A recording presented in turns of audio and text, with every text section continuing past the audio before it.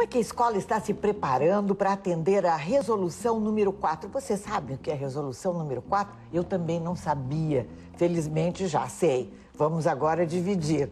Essa resolução diz respeito à educação especial. E quem vai nos contar sobre esta resolução número 4 do Ministério da Educação, Conselho Nacional de Educação, são essas duas queridas, a Eunora de Paiva Aires. Como vai, Eunora? Muito bem, Tânia. Que bom te receber. Doutora Eunora é médica neurologista, diretora do Centro de Orientação ao Escolar do Instituto Guia. Já vamos dizer o que é o Instituto Guia. E a Caroline Brandalize Antoniazzi. Tudo bom, doutora? Ela é psicóloga e ela é diretora do Instituto Guia. Portanto, vamos começar por aí. O que é o Instituto Guia, antes de falarmos nesta resolução que é da maior importância? Bom, o Instituto Guia surgiu a partir da necessidade, né? E através dessa resolução a gente viu esse vácuo que tinha entre o que era uma lei, o que era uma necessidade e como as crianças e os professores estavam sendo atendidos. Então, é um instituto que trabalha com duas frentes, com um curso de capacitação dos professores para lidar melhor com todas as transtornos, né? Dentro do processo de inclusão escolar e também o atendimento psicopedagógico individualizado ou em grupo com as crianças, onde a gente atende a criança com as suas dificuldades, a gente identifica também as habilidades, que é muito importante. Certamente. Faz um processo assim, de aprendizagem, um programa de aprendizagem com essas crianças e sempre tendo um vínculo tanto com os pais como com a escola. Então, é uma troca importante que possibilita um aprendizado mais eficaz, vamos dizer assim. Doutora Eunora, como é importante saber, não que tem uma lei até que nos protege, mas sabermos, né, dessa lei, que existe essa lei, para se viver melhor, para se reivindicar algumas dessas questões. Assim, toda essa questão de aprendizado, já há 10 anos no histórico do COI, do Centro de Orientação Escolar, nós começamos a ver que a problemática era muito mais extensa, que não é uma coisa que fica atenta apenas ao aluno, mas a questão do professor, como é que é esse novo aluno, o aluno desse século, a família, é tudo muito complicado em função de que os papéis não são claros.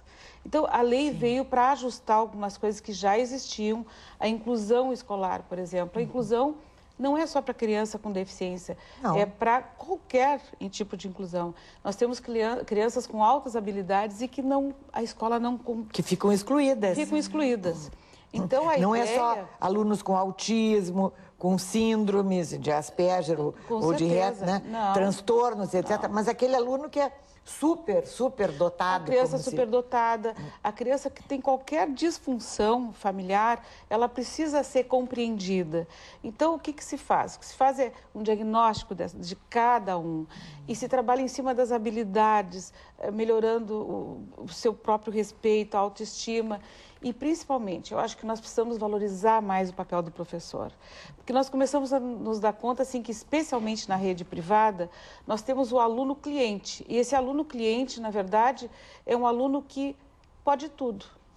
Pois é, que às vezes, Eunora, me perdoa te interromper, já interrompendo, esse aluno cliente, os pais chegam e quase jogam isso, né? Mas meu filho é cliente dessa escola, eu tiro ele daqui e põe em outra. Exatamente. E esse cliente é tratado como no comércio, sem dúvida, em geral. E como a gente hoje tem falado muito a respeito de limites, de tolerância zero, qual é que é esse meio termo? Não existe nenhuma possibilidade de se trabalhar com inclusão escolar sem ter os pais do nosso lado. Não existe possibilidade de sem valorizar o papel do professor, que ele é, na verdade, a figura que tem que ser respeitada, que tem que ter autoridade. Mas o professor também não sabe o que fazer com esse aluno. Então, o nível de capacitação que essa lei também prevê que as escolas, tanto públicas quanto particulares, tenham também um subsídio, uma ajuda. E, para isso, as escolas estão terceirizando esse serviço. Porque não pode a escola contemplar uma clínica dentro da escola. Certamente. Mas esse apoio, essa troca, essas palestras que se faz, Isso facilita com que o professor também comece a ver o aluno como um todo e não como alguém que está ali só para ver o conteúdo. E sim lidar assim, bom, esse aqui aprende melhor se for de uma forma mais audiovisual, mas cada criança tem seu jeito. No encontro que eu tive o prazer de participar outro dia com um grupo de psiquiatras, psicanalistas, psicólogas, neurologistas, foi dito alguma coisa que me deixou realmente curiosa e apreensiva. Algumas crianças não escrevem mais, não têm mais o hábito da escrita. Elas foram alfabetizadas digitalmente. Então, não escreve, não, eu só escrevo no computador.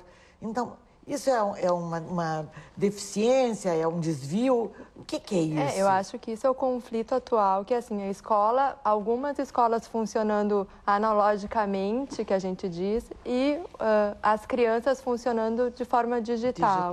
Né? Então, assim, esse é um conflito. Eu acho que da mesma forma, quando a gente identifica alguma dificuldade nas crianças, o processo de aceitação da família e o processo de aceitação desse aluno na escola é muito lento.